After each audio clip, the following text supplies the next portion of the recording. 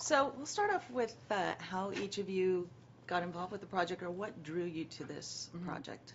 I'll start with you, Billy.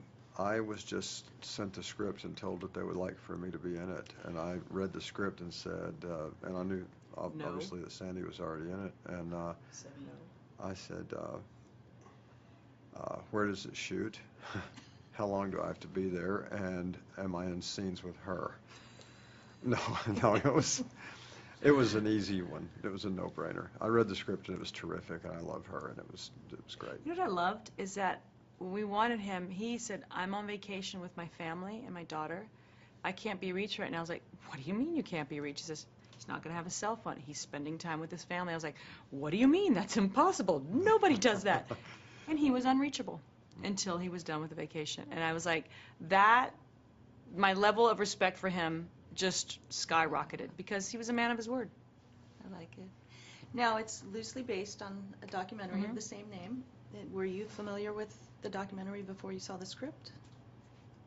Vaguely, but once I got the script, it became sort of the Bible of, not reference, but the Bible of a reminder of an essence that we wanted to capture. Not the storyline, but there was just a bigger feeling there that we wanted to make sure transferred to our movie.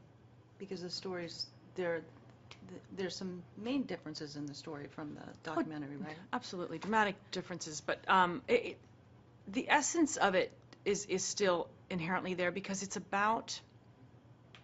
it's literally good versus evil, innocence versus manipulation. It's that thing that we try to pretend that doesn't exist, but now because of media and the internet, you can't hide anymore. And when it reaches, that kind of manipulation reaches our government, you have to be appalled.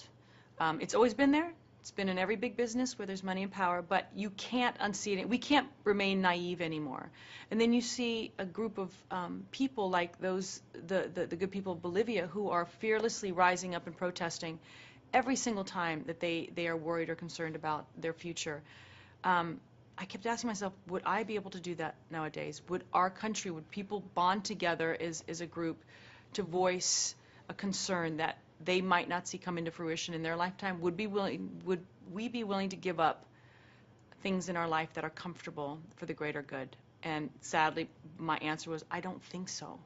I don't think so, and that needs to change. And so that essence is what attracted me to the story, because it exists in the documentary, and it exists in this movie, and to me that's what was important, that transferred.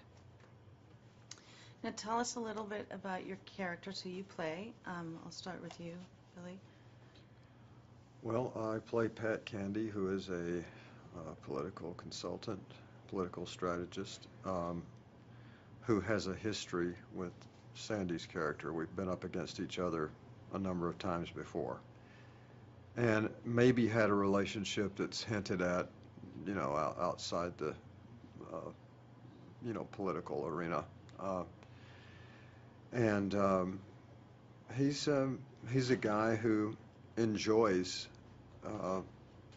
being godlike, or devil-like, whichever way you want to put it.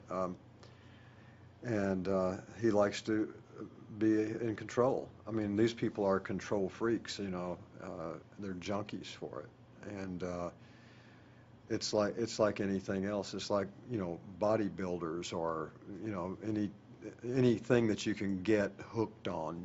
As a person, something in their personalities or in their upbringing makes them have to do this, to jump into that ring, and that's kind of what he is. He wants to win at any cost, and there aren't really any rules. And what about your character? My character's Jane Bodine, or Calamity Jane, and when we meet her, she's trying to move herself from an environment that was unhealthy, that was causing conflicts in her life. She's struggles with addiction, some mental illness, and she's just trying to find peace. And she is enticed back into the ring by her biggest addiction, which is the win at all cost against someone that took her down. And that is Pat Candy. So that's where we start the film. And you really see you know, it's a story about human nature. I mean, what people can do what they do without conscience and punch out the clock and move on to the next thing and not lose any sleep.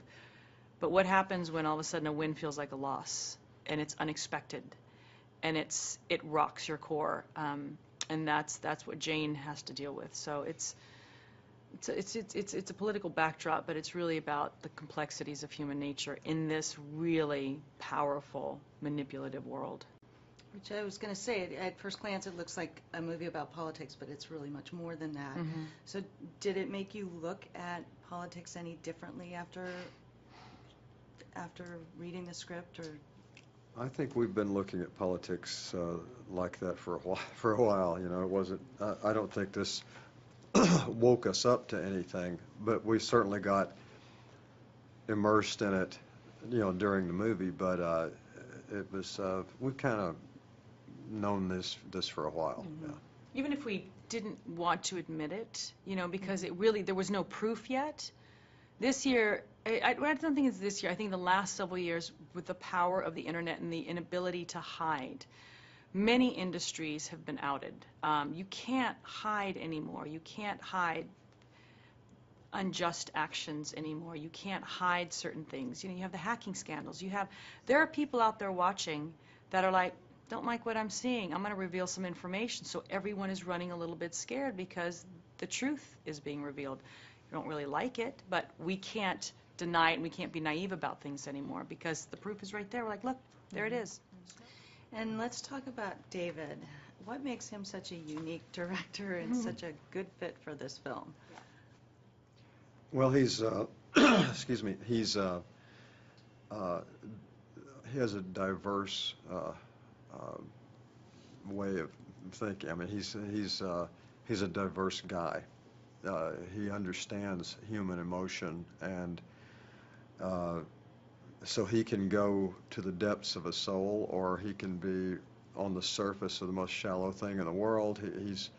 He's funny, he's serious, he's all the things you want in a director. And as a result, you get a movie that has all things in it, which is what we're supposed to do every time out there, because sometimes movies, a lot of times, movies that are dramas are just over earnest every moment, almost soap opera-like sometimes. And then a comedy will just be a comedy. Everything's wacky and there's no heart to it. And anytime you're involved in a movie that has a beating heart and soul and is also humorous, then you have real life. And that's the kind of thing that David can direct you in that way. You know, he knows that. And so it's great for actors that you're not constantly having to say, well, I don't know if we would do that, you know, because the director's job is to have an overview. Mm-hmm. And David has an overview. Mm-hmm. A good one. I agree. When Grant and I were sitting in the room just looking for the director that could help us tell this story that we already knew was emotionally complex and had different levels and was daunting to some. We knew what we wanted to make, but we had to convince that all these elements belong together. I remember when David walked into the room, I remember what he was wearing, I remember the first thing out of his mouth, and I just looked at Grant and I was like, oh my God, we found our guy. And just, you look at his films from like George Washington to Joe to Pineapple Express to like so many different things, but I remember watching one of his, I watched like 8 in a row, and I was watching a love scene, and it wasn't a sex scene, but it was an overhead shot of these two people, and it was so intimate, so simple and real and intimate, and I kept thinking to myself, how does he get these non-actors to be normal in front of the camera? They're all actors, but you felt you were watching intimacy for the first time. You felt like you were a voyeur in the conversation. You felt like you were laughing at something truly uncomfortable to watch that accidentally happened in front of the camera. So all those elements made me really excited because I wanted to be as good as those people that he had directed before me. I wanted to have something new happen in my work, and I wanted him to pull it out. And for selfish reasons, I wanted David. And he's also the calmest person, director, I have ever been around. the sky would fall and David would just stand there, let it fall, and go, all right, let's take some of these clouds and let's just use them in the scene. And you're like, all right. He is absolutely unflappable.